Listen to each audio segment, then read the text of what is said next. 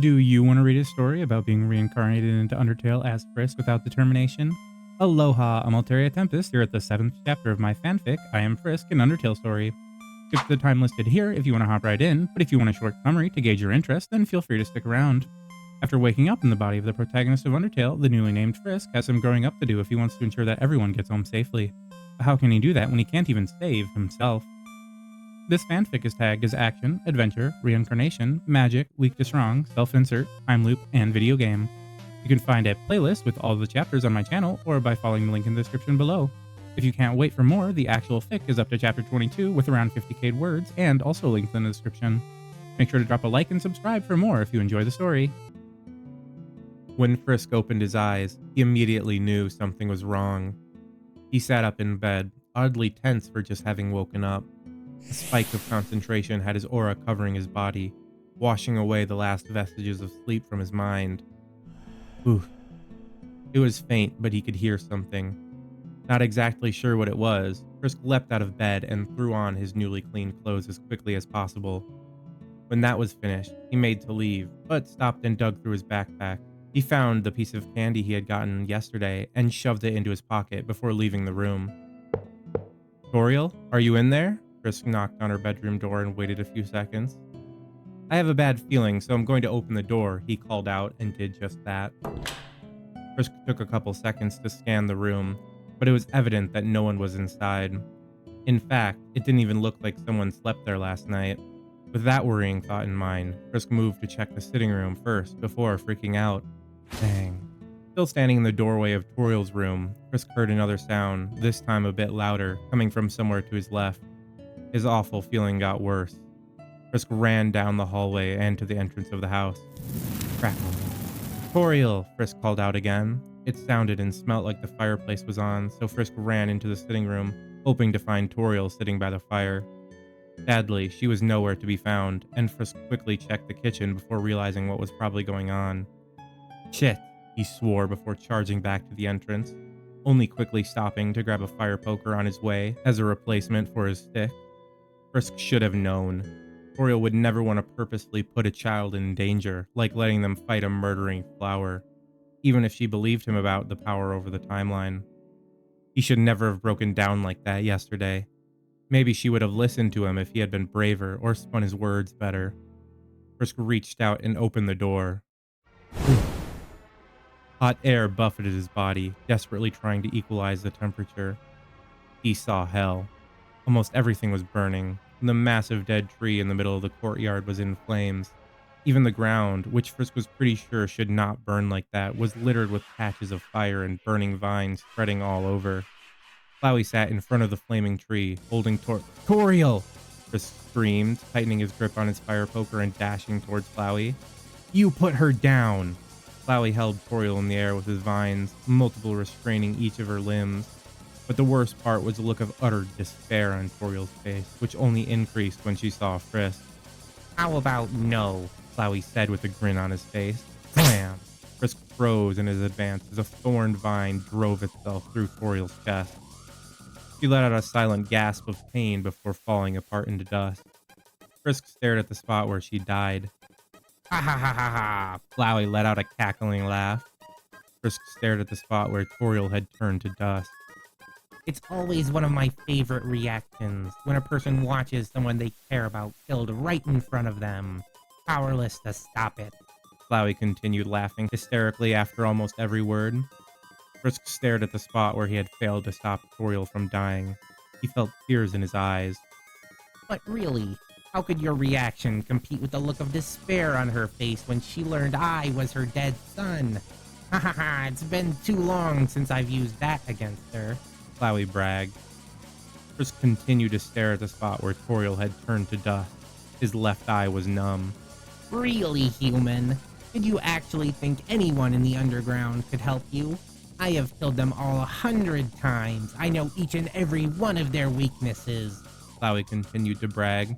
My power is unstoppable, and you are going to face it alone. Give up, he screamed with finality.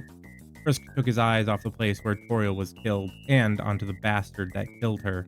Frisk had never lost someone close to himself before. His mother, or was it his father, had died when he was too young to remember him. He was raised by his loving father. No, mom hated him for even existing. To be a relatively typical teenager, depressed and desperate kid. All of that didn't prepare him for the amount of righteous anger he felt at Flowey at this moment. The shadows cast by the fires seemed to swallow the room whole. They made even the brightest fire die down to only a flicker of light in the darkness. Flowey stopped laughing and looked around the room in confusion before his eyes landed on Frisk. Yellow energy sparked around Frisk's left eye like a firecracker in the darkness. That energy grew into large bolts of electricity that sparked along his face and evaporated the tears that were there before dissipating into the air. "Flowey!" Frisk screamed, pointing his fire poker where Flowey sat. "I'm going to kill you," he finished in a much quieter voice, still quivering with anger. Flowey's face grew into a wild smile. "I'd love to see you try, human," Flowey yelled as he sent dozens of magic bullets flying in Frisk's direction. Lightning built up around the base of Frisk's fire poker he was using as a conduit. Only years of combat experience allowed Flowey to recognize the danger and throw up a weak wall of vines. Crack! Uncontrolled bolts of yellow lightning exploded from said conduit, erasing the magic bullets in the air and blasting into Flowey's pitiful vine defenses. Sadly, while Justice did have good ranged power, the uncontrolled strike was unable to easily pierce Flowey's defense and ended up arching across everything in the surrounding area, which luckily included a very burned and already hurt Flower. Launching himself forward, Frisk's power of justice felt like lightning flowing throughout his body, allowing him to reach speeds besting his own while at the highest level of perseverance magic. Flowey tried to slow his progress down with magic pellets, but Frisk just barreled through them, blocking some with his poker and some with his aura. When Frisk appeared next to Flowey, already swinging his electrified poker down, Flowey had only just recovered from the lightning, meaning he could only make a last-second attempt to avoid the attack. Frisk scored another line across Flowey's face, bringing the already hurt Flower down to dangerously low HP. "Back off!" Vines grew from everywhere around Flowey as he screamed in frustration. Frisk was forced to abandon his next attack before he got hit, and Flowey dove into the ground only to appear on the other side of the room. The two fighters watched each other for their next moves. Flowey knew that he should probably just reload at this point, but couldn't allow himself to admit defeat to a complete novice of a human. Frisk knew that Flowey could reset at any time, but planned on forcing him to reset after feeling his wrath. Frisk leapt towards the fight again. This was similar to how their battles had gone from the 27 to 30 range earlier. Frisk's justice made him faster and had better ranged options than before, but his defense, piercing, and endurance were lower. Flowey was barely able to keep him back with his excellent ranged options and deflecting his poker with vines. The fight continued in a flurry of movement for minutes before both fighters disengaged. Flowey was panting, having to use up even more of his already depleted magical energy to stave off Frisk. Frisk was tired, and his aura was low, but it didn't seem to affect him at all. His left eye was still crackling yellow with justice, and his right eye had started to glow the purple of perseverance. "Damn you and your stupid dual-traded soul!" Flowey scowled before gathering himself for another attack. "Let's see how you handle this!" Dozens of magic bullets completely surrounded Frisk's position while vines exploded from the ground around him. Frisk put his full attention into the crackling of his justice magic and stabbed his poker into the ground. Lightning burst from the ground in an omnidirectional wave of power that decimated Flowey's attack. Looking back towards Flowey, Frisk was surprised a glowing green orb of magical energy that Flowey had spit from his mouth. He was barely able to bring his poker up to block the attack, grimacing as he almost lost more of his already low aura. But instead of shattering against his defenses, the glowing ball exploded into thorny vines that encircled and stabbed his hands, also completely surrounding his poker. Frisk was caught entirely off guard and forced to rip his hands off his weapon or risk losing his arms to the thorns. Frisk stumbled back, his hands flopping bloody and useless at his side, and his aura shattering into glass-like fragments that rained down around him. "Yes, yes, I win! Ha ha ha ha ha!" Flowey gloated, already confident in his victory. "Did you really think I didn't have any surprises left in store? Even after a fight with toriel, you still couldn't beat me. I don't understand why you won't give up! Flowey dumped his last bit of magic into a giant bullet the size of a basketball and growing. Purple fire spread across Frisk's bloody hands, not healing them but forcing them to work despite their injuries. He brought them into his pocket and pulled out his only piece of monster candy. Quickly throwing it into his mouth, Frisk felt the magic flow through him, just enough for this final attack. He brought his hands close to his chest, gathering that feeling of fire flowing throughout him in waves.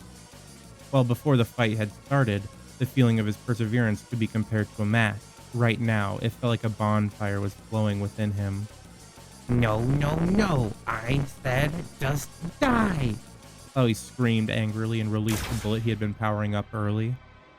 Between Frisk's hands, purple perseverance exploded in a spinning column of fire that tried to compress itself into a sphere. But it wasn't enough. Frisk hadn't had the time or the skill to make a fully functional magical weapon out of perseverance. However, what he did have was the rest of his justice magic that coiled around the fire, condensing them both into an unstable pseudo-magic sphere. With a flick of his wrist, he sliced the oncoming attack in half, and Flowey watched in disbelief as the two halves flew past each side of him. Frisk could feel the sphere in his hand starting to unravel, and knew it was time to end this. Pierce! Gay bold! Purple fire and yellow lightning exploded out of the sphere as Frisk gave his all into his final throw. Before Flowey could even comprehend what was happening, the spear flew across the room with the speed of a lightning bolt, embedding itself straight into his body. Boom! Purple fire eviscerated him as the spear erupted in an explosion, destroying the tree in the center of the room and sending Frisk flying through the air. Frisk raised his neck to look at the damage he had caused. He was sure Flowey was dead this time. He had watched as the flower disintegrated under the purple power of his attack. Frisk smiled for the first time since the start of the fight. Now that bastard would be forced to reset and bring Toriel back. Save loaded times 30. Thank you all so much for listening.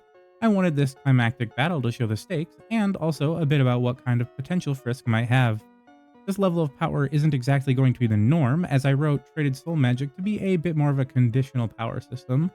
So with Righteous Anger amping his justice, and a long fight amping his perseverance, this is close to the peak of what Frisk's raw power will be. The rest of the development will be learning to harness that said power, while trying to break free of Flowey's control. If you have any questions or comments about the story, feel free to ask them below, as I am a vampire that feeds off engagement.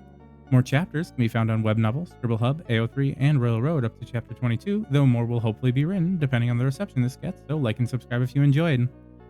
I'd like to especially thank everyone still here at the end of the video. It's been amazing seeing you all subscribing recently, and I hope that keeps going. Adios, and have a great rest of your day.